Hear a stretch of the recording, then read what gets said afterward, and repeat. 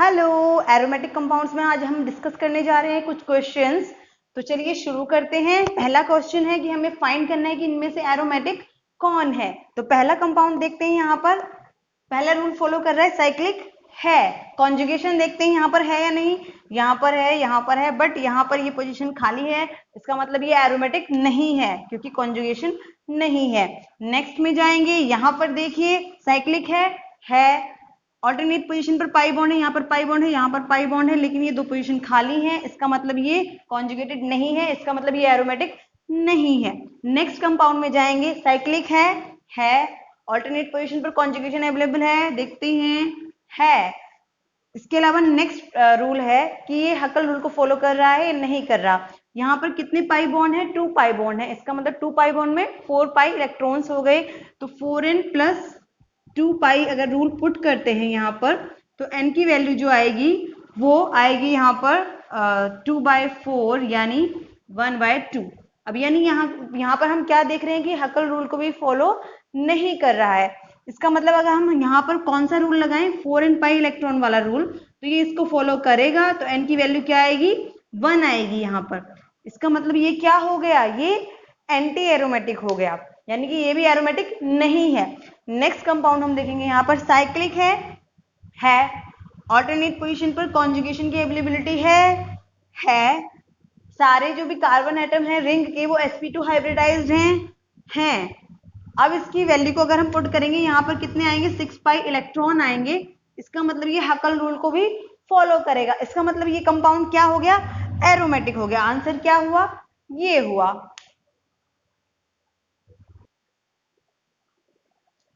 अब ये next question है, इसमें हमें फाइंड आउट करना है कि कौन सा कंपाउंड एरोमेटिक होगा। पहला देखते हैं हम यहाँ पर फर्स्ट कंपाउंड में। तो फर्स्ट कंपाउंड में अगर हम देखें, रिंग साइक्लिक है। इसके अलावा कॉन्जुगेशन भी है। इसके अलावा ये प्लेनर है। सारे कार्बन एटम अगर हम निकालेंगे तो sp2 हाइब्रिडाइज आएंगे, इसका मतलब रिंग जो है वो प्लेनर भी है। नेक्स्ट है इसमें कि हकल रूल को फॉलो कर रहा है या नहीं कर रहा, क्योंकि यहाँ पर 4 पाई इलेक्ट्रॉन होंगे, यानी कि 2 पाई बॉन्ड है तो 4 पाई इलेक्ट्रॉन होंगे। 4 की सीरीज में जितनी भी रिंग आएंगे, 4, 8, 12, ओके, 16, ये सारे एंटी एरोमेटिक में आ जाएंगे। तो यहाँ पर अगर 4 पाई इलेक्ट्रॉन है, यानी कि ये कंपाउंड क्या हो गया, ये हो जाएगा हमारा एंटी एरोमेटिक। नेक्स्ट है, इसी में नेक्स्ट कंपाउंड लेंगे हम ये। अब यहाँ पर हम देखते हैं साइक्लिक है, कॉन्जुगेशन है। अब कॉन्जुगेशन की बात आती है तो ये पोजीशन यहाँ पर खाली हो गई है, यानी कि ऑल्टरनेट पोजीशन पर यहाँ पर कॉन्जुगेशन नहीं है। और भी इसमें एक चीज हो जाएगी कि कार्बन एटम क्या है, sp2 हाइब्रिडाइज्ड हैं, सॉरी यहाँ पर sp3 हो गया। अब ये 1 2 3 4, तो यानी कि प्लेनैरिटी भी नहीं है, कॉन्जुगेशन भी नहीं है, तो इसका मतलब ये कंपाउंड क्या हो जाएगा, ये कंपाउंड हो जाएगा नॉन एरोमेटिक। नेक्स्ट कंपाउंड हम देखेंगे, ये क्या है, इसमें क्या हो गया, साइक्लिक है, कॉन्जुगेशन है, ऑल्टरनेट पोजीशन पर कॉन्जुगेशन भी है। इसके अलावा सारे कार्बन एटम रिंग के sp2 हाइब्रिडाइज्ड हैं। इसके अलावा क्या देखेंगे कि ये हकल रूल को फॉलो कर रहा है या नहीं कर रहा। तो 2 इलेक्ट्रॉन्स तो हो गई इसके, यानी 2 इलेक्ट्रॉन इसके और 2 पाई बॉन्ड के, तो टोटल कितने हो जाएंगे, 4 पाई इलेक्ट्रॉन। तो 4 पाई इलेक्ट्रॉन वाला मैंने बताया था क्या होता है, एंटी एरोमेटिक में आता है, तो ये कंपाउंड भी क्या हो गया, ये कंपाउंड भी एंटी एरोमेटिक हो गया। अब हम देखते हैं नेक्स्ट कंपाउंड, साइक्लिक है, ऑल्टरनेट पोजीशन पर कॉन्जुगेशन की अवेलेबिलिटी है। नेक्स्ट है प्लेनैरिटी, यानी कि सारे कार्बन एटम रिंग के sp2 हाइब्रिडाइज्ड है। इसके अलावा यहाँ पर कितने पाई बॉन्ड आएंगे, यहाँ पर 1 पाई बॉन्ड है, यानी कि 2 पाई इलेक्ट्रॉन्स हो गए। तो जब हम इसको हकल रूल में पुट करेंगे इसकी वैल्यू को, यानी 4n पाई इलेक्ट्रॉन में, 4n प्लस 2 पाई इलेक्ट्रॉन वाले रूल में, तो यहाँ पर क्या आ जाएगा, 4n इक्वल टू ये 2 माइनस 2, यानी n की वैल्यू आएगी इसके लिए 0। इसका मतलब ये क्या हो गया, एरोमेटिक हो गया, यानी एरोमेटिक कंपाउंड कौन सा है, ये वाला है। नेक्स्ट क्वेश्चन है हमारा ये, इसमें हमें फाइंड आउट करना है कि कौन सा कंपाउंड एरोमेटिक है। अब यहाँ पर देखिए इस कंपाउंड को साइक्लिक भी है, ऑल्टरनेट पोजीशन पर कॉन्जुगेशन नहीं है, और यहाँ पर आप देख सकते हो कि ये वाला जो कार्बन है ये क्या हो गया, sp3 हाइब्रिडाइज्ड हो गया। इसका मतलब ये क्या हो गया, ये वाला कंपाउंड नॉन एरोमेटिक हो गया, क्योंकि ना ही तो ये एरोमेटिक की कंडीशन को फॉलो कर रहा है और ना ही एंटी एरोमेटिक की कंडीशन को। अब नेक्स्ट हम देखते हैं, इसमें साइक्लिक है, ऑल्टरनेट पोजीशन पर कॉन्जुगेशन है, यहाँ पर पाई बॉन्ड है और यहाँ पर लोन पेयर ऑफ इलेक्ट्रॉन आ गया। इसके अलावा प्लेनैरिटी है क्योंकि सारे जो भी हम रिंग के एटम्स देखेंगे, यहाँ पर नाइट्रोजन भी क्या है, ये sp2 हाइब्रिडाइज्ड है, ये सारे कार्बन क्या है, sp2 हाइब्रिडाइज्ड है। इसका मतलब ये प्लेनर भी है। अब यहाँ पर हम देखेंगे कितने पाई इलेक्ट्रॉन्स हैं, यहाँ पर 1 2 3 तो पाई बॉन्ड हो गए यानी कि 6 पाई इलेक्ट्रॉन्स हो गए, और 2 इलेक्ट्रॉन लोन पेयर के हो गए, यानी कि टोटल इलेक्ट्रॉन्स कितने हो गए, 8 पाई इलेक्ट्रॉन्स। अब मैंने आपको बताया था कि जब 4 के उसमें देखें यानी 4 8 12 16, तो इसका मतलब क्या हो जाएगा, वो एंटी एरोमेटिक में आएगा, इसलिए ये कंपाउंड हमारा क्या हो गया, एंटी एरोमेटिक।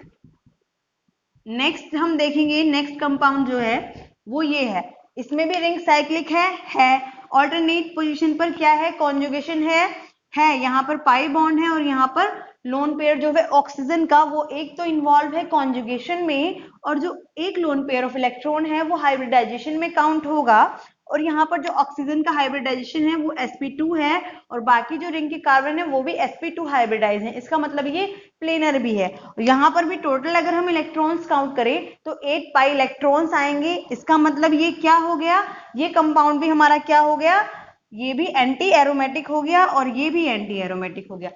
अब आते हैं हम नेक्स्ट कंपाउंड में। अब हम इस कंपाउंड को देखते हैं, रिंग साइक्लिक है, कॉन्जुगेशन यहां तक तो दिख रहा है, लेकिन यहाँ पर जब बोरोन का केस आता है तो बोरोन क्या होता है, इलेक्ट्रॉन डेफिशिएंट होता है, और इसमें एक चीज और होती है, इसमें जो होते हैं इसके p ऑर्बिटल वो एम्प्टी होते हैं, बोरोन के जो p ऑर्बिटल होते हैं वो एम्प्टी होते हैं, और ये जो होते हैं डिलोकेलाइजेशन में पार्टिसिपेट करने लगते हैं इन पाई बॉन्ड के इलेक्ट्रॉन्स के साथ में। तो इसकी वजह से जो इसकी प्लेनैरिटी है वो बनी रहती है, यानी कि कॉन्जुगेशन बना रहता है, और जो भी एटम्स है यानी कि ये बोरोन क्या है, ये भी sp2 हाइब्रिडाइज्ड है, और बाकी जो कार्बन एटम है रिंग के वो भी sp2 हाइब्रिडाइज्ड है। तो रिंग प्लेनर भी है और ये कॉन्जुगेशन भी हो रहा है कंप्लीट रिंग में, ये इसको डिस्टर्ब नहीं करता, अपने p ऑर्बिटल्स को जो एम्प्टी ऑर्बिटल है वो प्रोवाइड कर देता है, जिसकी वजह से कॉन्जुगेशन मेंटेन रहता है। इसका मतलब यहाँ पर 6 पाई इलेक्ट्रॉन्स हो गए, यानी कि साइक्लिक भी है, रिंग में कॉन्जुगेशन भी है, प्लेनैरिटी भी है, सारे एटम्स जो है रिंग के वो sp2 हाइब्रिडाइज हैं। इसके अलावा यहाँ पर 6 पाई इलेक्ट्रॉन्स हो गए, और इसको अगर हम हकल वाले रूल में पुट करते हैं वैल्यू को, तो ये उसको फॉलो करेगा। इसका मतलब ये कंपाउंड क्या हो गया, एरोमेटिक हो गया।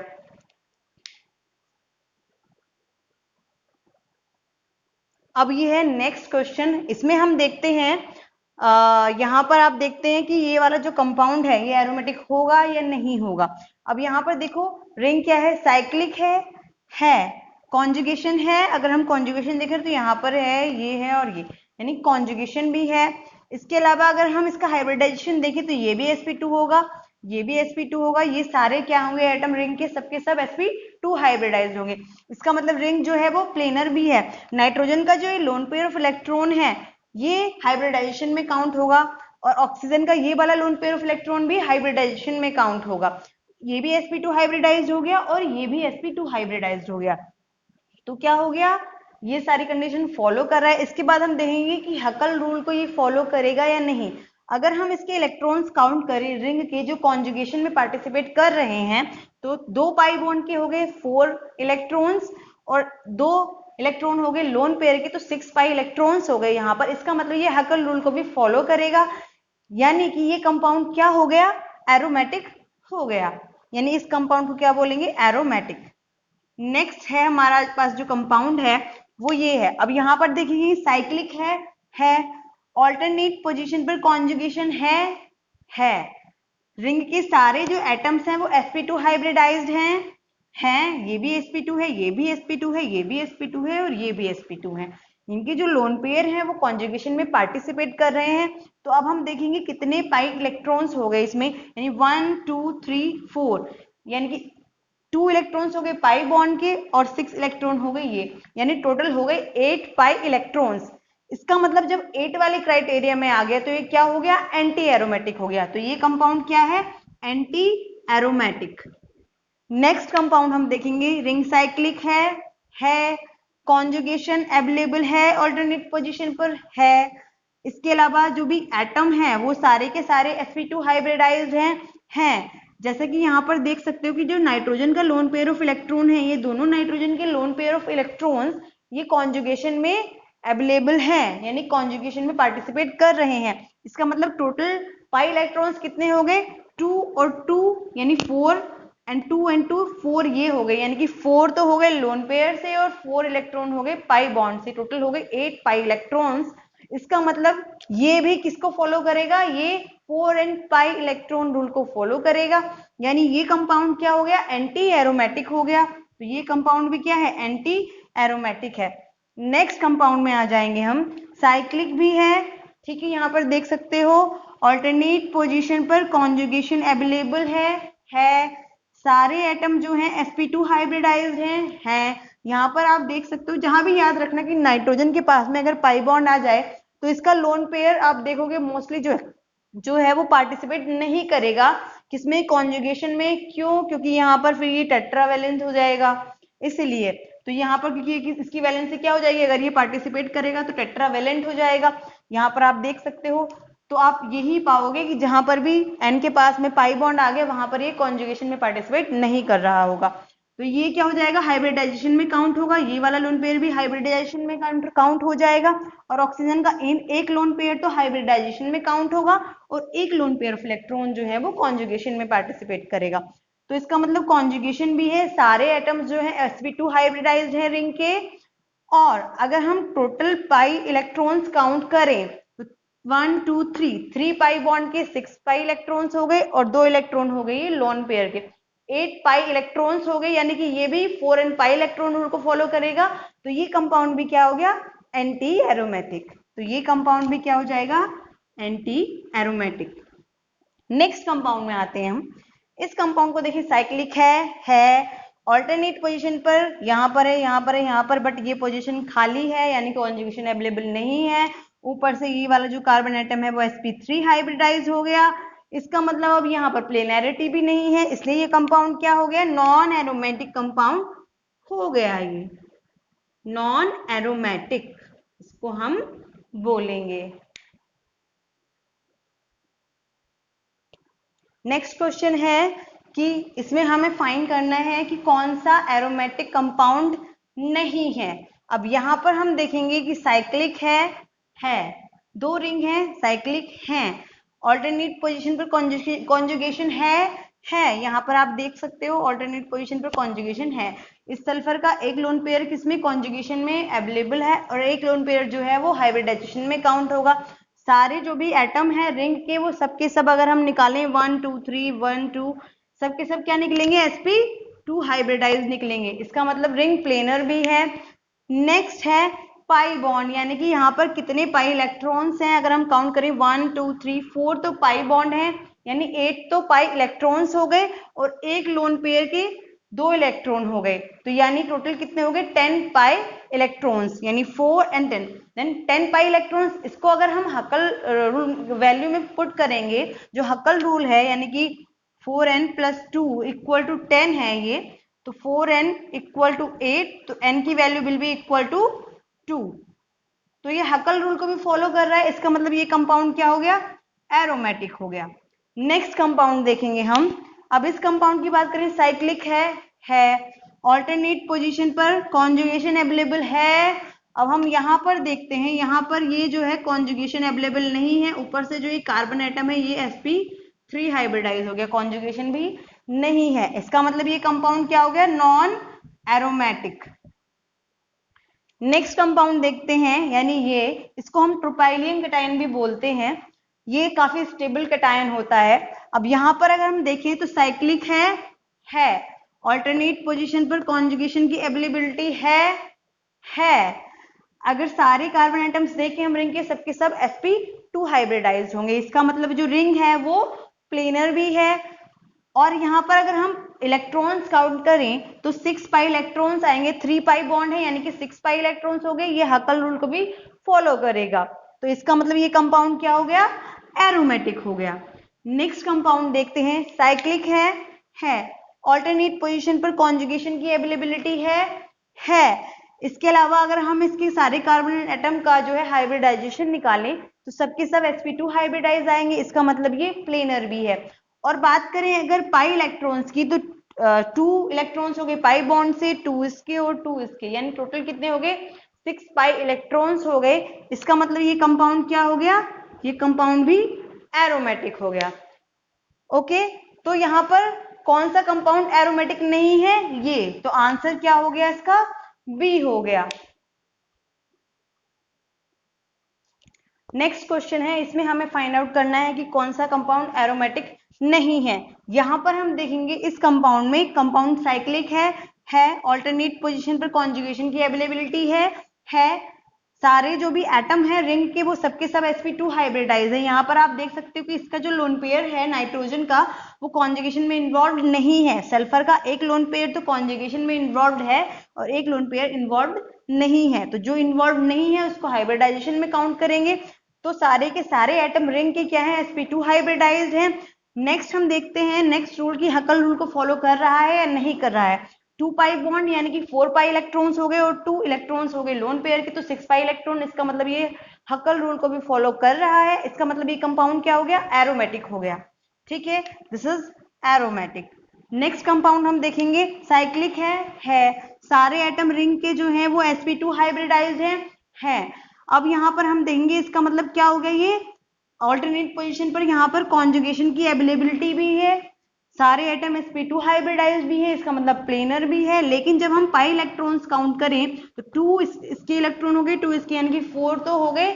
4 पाई इलेक्ट्रॉन्स किससे हो गए, पाई बॉन्ड से, 2 पाई बॉन्ड से, और 4 इलेक्ट्रॉन किसके हो गए, लोन पेयर के, तो टोटल हो गए यहाँ पर 8 पाई इलेक्ट्रॉन्स। तो ये क्या करेंगे, जब हम 4n पाई इलेक्ट्रॉन रूल में पुट करेंगे तो इसके लिए जो है ये किसको फॉलो करेगा, ये 4n पाई इलेक्ट्रॉन रूल को फॉलो कर रहा है। इसका मतलब ये कंपाउंड क्या हो गया, एंटी एरोमेटिक कंपाउंड हो गया। तो यानी कि इसका आंसर क्या हुआ, ये हुआ, ये एरोमेटिक नहीं है, ये एंटी एरोमेटिक है।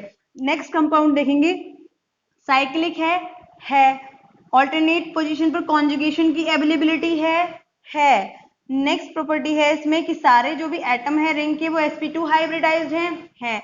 यहाँ पर आप देख सकते हो कि एक ऑक्सीजन का एक लोन पेयर तो कॉन्जुगेशन में इन्वॉल्व है और एक हाइब्रिडाइजेशन में काउंट होगा। नाइट्रोजन के भी लोन पेयर हाइब्रिडाइजेशन में काउंट होंगे। तो इसका मतलब क्या हो गया, ये प्लेनर भी है। हकल रूल में अगर इसकी वैल्यू पुट करेंगे यानी कि 2 इलेक्ट्रॉन इसके, 2 यहाँ से, 2 यहाँ से, टोटल हो गए 6 पाई इलेक्ट्रॉन्स। तो इसका मतलब ये हकल रूल को भी फॉलो करेगा, यानी कि सारे रूल्स को फॉलो कर रहा है, इसलिए कंपाउंड क्या हो गया, एरोमेटिक हो गया। नेक्स्ट इसमें कंपाउंड है ये, इसमें भी साइक्लिक है ऑल्टरनेट पोजीशन पर कॉन्जुगेशन अवेलेबल है। इसके अलावा ये क्या देखेंगे यहाँ पर कि सारे जो भी एटम है रिंग के वो सबके सब sp2 हाइब्रिडाइज्ड हैं, क्योंकि नाइट्रोजन का जो लोन पेयर है कॉन्जुगेशन में इन्वॉल्व है।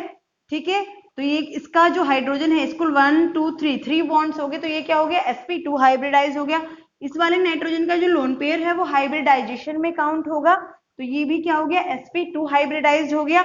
अब हम बात करते हैं हकल रूल की, तो कितने इलेक्ट्रॉन्स हो गए यहाँ पर, 2 इलेक्ट्रॉन्स पाई बॉन्ड की, 2 ये यानी कि 4 और 2 हो गए लोन पेयर के, यानी 6 पाई इलेक्ट्रॉन्स। इसका मतलब ये हकल रूल को भी फॉलो करेगा, इसके लिए n की वैल्यू 1 आएगी। ओके, तो कौन सा कंपाउंड एरोमेटिक है, एरोमेटिक नहीं है, बी आंसर हो गया इसका। अब यहाँ पर एक स्ट्रक्चर दिया हुआ है जिसको बोलते हैं बोरोल। तो ये कंपाउंड क्या होगा, इसका आंसर आपको बताना है, नीचे कमेंट बॉक्स में इसका आंसर लिखिएगा कि ये कंपाउंड क्या होगा, एरोमेटिक होगा, एंटी एरोमेटिक होगा या नॉन एरोमेटिक होगा। तो आई होप आपको ये वीडियो पसंद आई होगी। ओके।